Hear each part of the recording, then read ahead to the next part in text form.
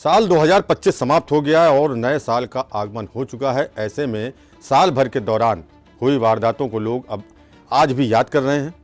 लेकिन अगर साल 2025 की बात की जाए तो अच्छी यादों के साथ साथ कुछ ऐसी वारदातें घटित हुई जिन्होंने लोगों के दिलो दिमाग पर गहरा असर डाला है। और ऐसे में लोगों की जुबान पर आ ही गया कि मर्द को दर्द होता है। आइए आपको रूबरू कराते हैं ऐसी ही कुछ खौफनाक वारदातों से जिन्होंने पुरुष वर्ग को भीतर तक झकझोर दिया।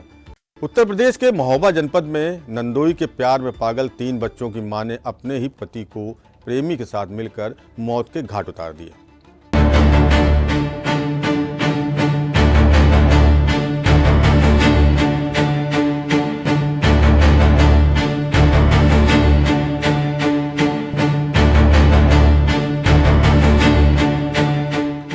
सात जन्मों तक रिश्ता निभाने की कस्में खाने वाली पत्नी के अपने प्रेमी के साथ मिलकर पति की हत्या कर जघन्य अपराध को अंजाम देने के बाद पुलिस को गुमराह करने के इरादे से शव को सुनसान इलाके में फेंक दिया, जिसका छत विच्छत अवस्था में शव पड़ा मिलने से जंगली जानवरों द्वारा शव को नुकसान पहुंचाने की आशंका जताकर पुलिस ने पोस्टमार्टम करवाया।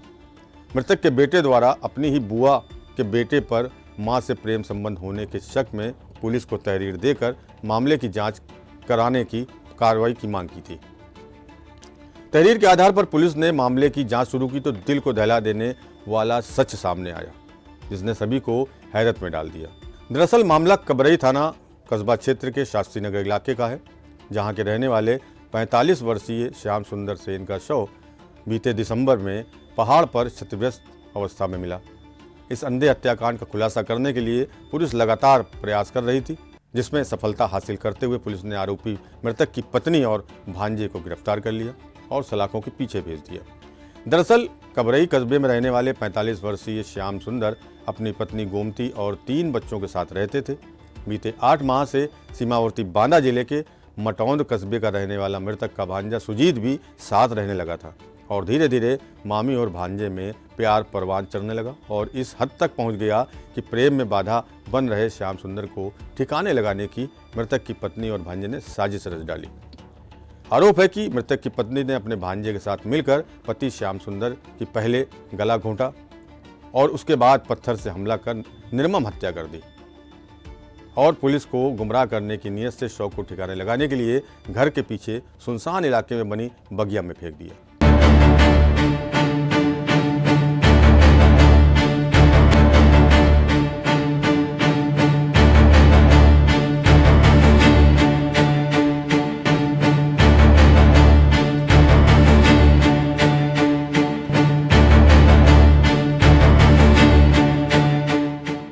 मृतक की बेटी ने बताया कि हमारे पिताजी को हमारी छोटी बुआ के लड़के और मम्मी ने मिलकर मारा था।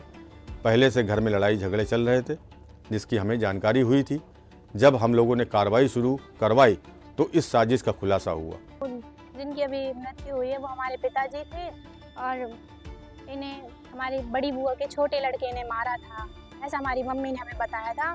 जब 13वीं हो गई थी पापा की तब बताया था। और ये काफ़ी लड़ाई झगड़ा पहले होते रहे हैं तो हमें इतनी जानकारी नहीं थी। पहले जब पापा की मृत्यु हो गई थी तब हमें थोड़ा थोड़ा पता चलने लगा था उसी बुआ के लड़के के द्वारा। कोई झूठी बात बता के मम्मी को बहला लिया, फुसला लिया। तो मम्मी ने हमें कहा कि ऐसी ऐसी बात है, हमारा संबंध चलता रहा है। तो फिर हम लोग एक दिन पकड़े गए थे, ऐसी बात में मम्मी ने पूरा खुलासा कर दिया था। तब से हमें ये बात पता चल गई फिर और हमने आगे बढ़ाया ये कार्यवाही का मामला। मृतक के बेटे कृष्णकांत और पड़ोसी उत्कर्ष त्रिपाठी ने बताया कि पिता की हत्या हमारी मां और बुआ के लड़के ने मिलकर की थी, जिसकी जानकारी हम लोगों ने पुलिस को दी। पुलिस ने दोनों को गिरफ्तार कर लिया है। हमारी मां और हमारी बुआ के लड़के के द्वारा उनकी हत्या कर हमारे घर के पीछे उनकी बॉडी को छुपाया गया था। ये घटनाक्रम थी तो उसकी जांच पड़ताल हो गई, ये पूरा खुलासा हो गया है। उन्होंने सब कुछ एक्सेप्ट कर लिया पुलिस के सामने। उस लड़के ने हमें स्वयं से थोड़ी संकेत दिए थे कि हमारा और तुम्हारी मम्मी का ऐसा चल रहा है, तो तुम FIR मत करो, मतलब एप्लीकेशन मत दो, नहीं तो तुम्हारी माँ फंस जाएगी, ऐसी वैसी बात है। तो उसी दौरान मतलब दाह संस्कार और 13वीं के बीच हमें पूरा शक पहुंच गया था कि ऐसा था हमारे घर में, बताओ मैटर चलता रहा, हमें जानकारी थी नहीं। फिर उसके बाद हमने पुलिस को पूरी मतलब मौखिक बयान दिए, पूरी मतलब नाम दर्ज FIR दी कि इनके खिलाफ आप कार्रवाई कीजिए, चाहे मतलब हमारे घर के हो चाहे जो हो, हमें उससे कोई मतलब नहीं है।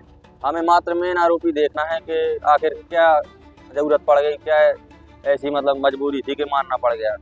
लड़का पकड़ा गया है, वो भी कुछ इसी तरीके से कर रहा था। उस दिन वो गायब भी था जिस दिन वो ये हुई, तो हम लोगों को शक होने लगा था उसके ऊपर।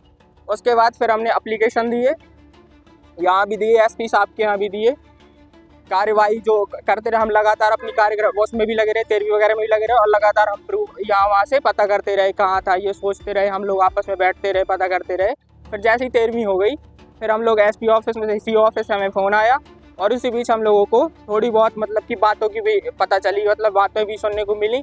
और फिर जब लास्ट दिन था तो इसको कृष्णकांत को उनकी मम्मी ने स्वयं बताया। जब उससे बहला फुसला के पूछा गया कि उनके यही हुआ कि नहीं कोर्ट मैरिज तुम्हारी करा देंगे, यही सब बोल के बोला गया, तो उन्होंने अपने मुंह से फिर सारी बातें बताई। फिर अगले दिन आके हम सब लोग आके हमने यहाँ पे FIR दर्ज करवाई, और उसके तुरंत बाद मतलब कि हमारे SHO साहब ने तुरंत उनको ले आए। संज्ञान में आया है कि मृतक श्याम सुंदर सैनी का भांजा उनके ही घर में विगत 8 माह से रह रहा था, और उसके संबंध मृतक की पत्नी से हो गए थे, जिसके कारण मृतक की पत्नी और भांजे ने मिल करके उसको रास्ते से हटाने का प्लान बनाया और उनकी हत्या कारित कर दी, और शव को जो पास में बगिया थी वहाँ से दूर फेंक दिया, और उसके बाद घर में वापस आ गए। जब इस तथ्य की जानकारी घर के अन्य लोगों को हुई तो उन्होंने पुलिस को भी इसकी सूचना दी, और चीज़ों से इसको डेवलप किया गया, अभियोग पंजीकृत किया गया है। दोनों ही अभियुक्तों को गिरफ्तार करके न्यायिक अभिरक्षा में भेजा गया है। अग्रिम विधिक कार्रवाई प्रचलित है।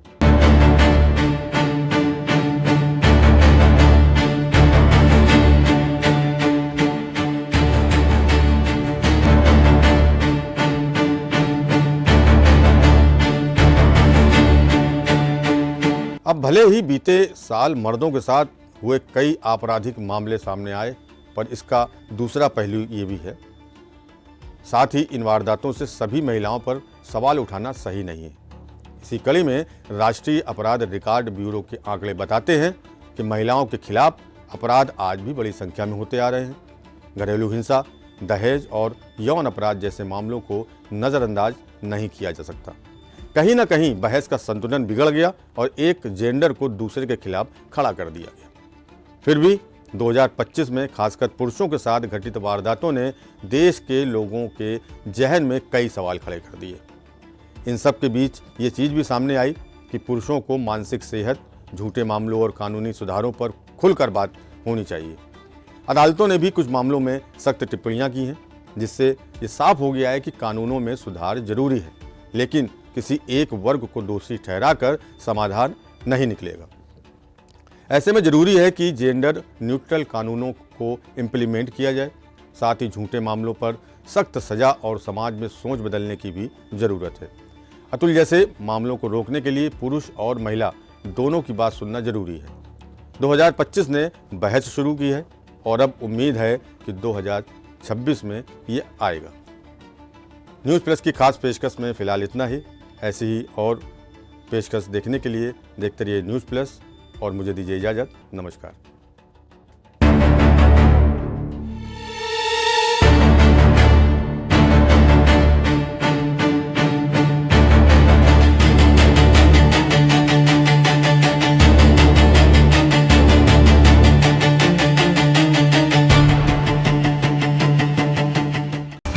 और आप देख रहे हैं न्यूज़ प्लस 24/7।